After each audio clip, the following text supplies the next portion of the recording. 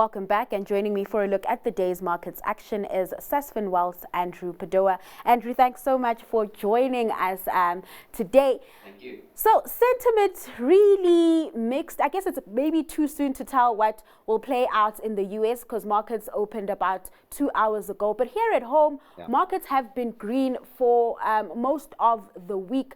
I mean, I would anticipate trade to be more choppy, considering that we are waiting for, a market moving catalyst, that being the jobs number out tomorrow. What's really fueling sentiment right now?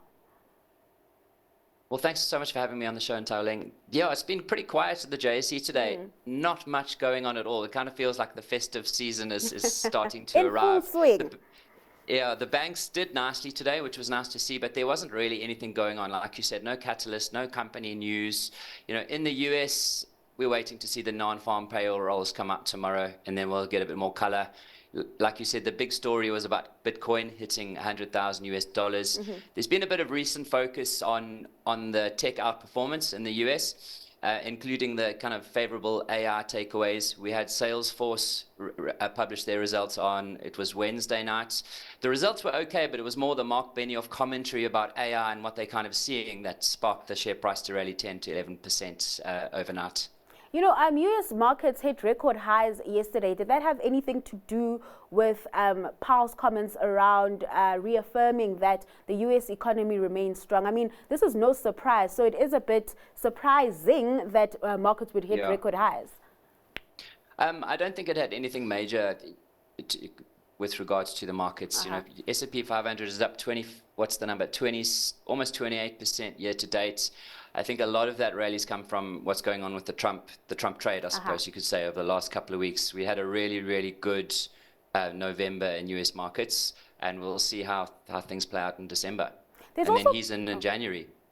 Andrew, there's also been a lot of political developments playing out internationally. The South Korean president facing impeachment. Over in France, that government collapsing, but it doesn't seem like, markets are reacting to this in terms of trade. As I mentioned up at the top, the European markets are in the green with the CAC trading stronger. The euro doesn't seem to be hit as well. Asian markets ending mixed. What's going on there, and why aren't we necessarily feeling the impact on markets? Yeah, sure. So just taking a step back, I know South Africa's had a really tough maybe decade or so, but gosh, it feels like we're one of the few countries where things are going all right at the moment. Not so well in France and in South Korea. But I think there's been limited spillover because it's not a increase in tensions or challenges that the market's facing. The market's already been through quite a lot. You look at what's been going on with Russia and Ukraine, COVID. So it's pretty low on the probabilities or the low on the importance level. And then secondly, a lot of the big companies in North Korea and in France, they're global businesses. They just happen to be listed in those countries. So Louis Vuitton's a great example. There's not a lot of revenue for Louis Vuitton that is actually coming out of France. They just happen to have a head office in Paris. Let's move over to the oil markets. OPEC Plus pushing back its output hike and extending those production cuts through to 2026. Oil price edged slightly higher on the back of this, but I guess it was expected, right? Yes, I think so. And I think it's unlikely we'll see an oil price higher in the medium term. Trump's coming in Jan, like I mentioned, and he wants to frack. So you're going to have an increased production in the US and a whole demand-supply thing.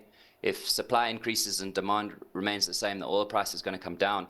And with all the geopolitical tension we've had in the Middle East, oil hasn't really done a hell of a lot given what's been going on in the Middle East. In fact, Brent crude's actually been coming down over the last 6 months. So I feel like when things stabilize in the Middle East, there's only one way for oil to go, and that is down. And we have been seeing it trading below that $80 per barrel level for most part of the year. But let's move over to some company news, some global company news. Out in the UK, authorities have given Vodafone and Rival 3 the green light to merge, creating the country's largest mobile phone operator. What have you made of the move, and just your analysis around consolidation within the telcos industry abroad? Yeah. So I think the companies with the most customers in this space is likely to be the winner. And I find it quite interesting that the consolidation happened, but importantly that the Competition Commission in the UK actually approved it. That was, for me, the most interesting part.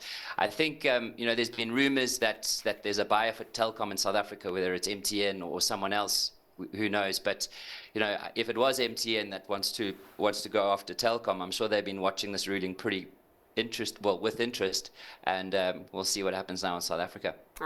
Now here at home, there have been governance issues just topping headlines. We saw Exxaro CEO Nombasa Tsengwa getting suspended following an investigation into allegations around workplace conduct and governance practices. I think so far about 9 execs have resigned since she's been at the helm. Andrew, is this something you've been watching closely? I mean, governance issues rather do sort of weigh on sentiment. Yeah, it feels like an episode from a soapie, to be honest. But I did see the board have brought in the law firm ENS to do the investigation. ENS is to law what the Springboks are to rugby. They're not messing around by bringing ENS into this to investigate, and it would have cost them a fortune. So we'll just have to kind of wait and see how the investigation plays out. But you can see the board is taking this very seriously by bringing ENS into the picture. Andrew, just quickly before I let you go, what's your stock pick for the day? Yes, my stock pick is Stryker. Stryker is a US medical technology company, one of the best, well, if not the best, diversified medtech company in the world. They continue to grow market share in the orthopedics space, bolstered by their Mako robots. Mako is the world leader for hard tissue robot-assisted surgery. So when I say hard tissue, I'm talking about bone. So if you know someone who's had a knee or a hip replacement and a robot was used as part of that surgery, it's very likely it was Stryker's Mako robot that formed part of that surgery. So they're an amazing business, and that's why Stryker's my pick today. Stryker Corp one to look out for. Andrew, thanks so much for your time and taking us through the day's markets action.